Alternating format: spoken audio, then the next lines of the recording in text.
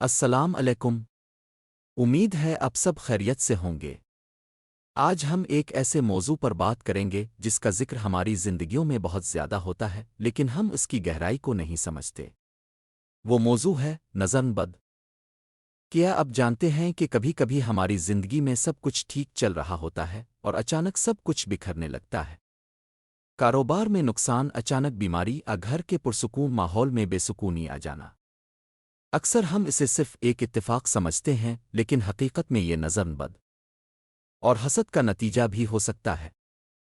ہمارے پیارے نبی کریم نے فرمایا کہ نظر بد انسان کو قبر تک پہنچا دیتی ہے۔ اب سوال یہ ہے کہ یہ نظر لگتی کیوں ہے؟ اس کی سب سے بڑی وجہ حسد ہی ہے۔ جب کوئی دوسرا انسان آپ کی ترقی، آپ کی خوشی یا آپ کی نعمت کو دیکھ کر یہ چاہتا ہے کہ یہ اس سے چھن جائے تو اس کی آنکھوں سے نکلنے والی منفی لہریں آپ پر اثر انداز ہوتی ہیں۔ آج کل کے دور میں ہم خود بھی اس کی دعوت دیتے ہیں۔ ہم سوشل میڈیا پر اپنی ہر خوشی، اچھا کھانا اور اپنی کامیابیاں دکھاتے ہیں۔ یاد رکھیں، ہر دیکھنے والی آنکھ آپ کے لیے خوش نہیں ہوتی۔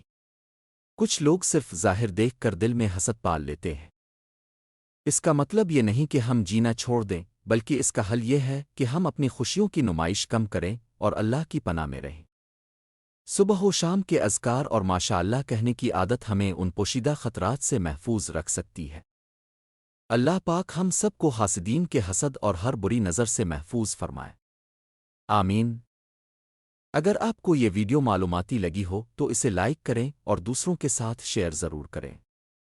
اللہ حافظ۔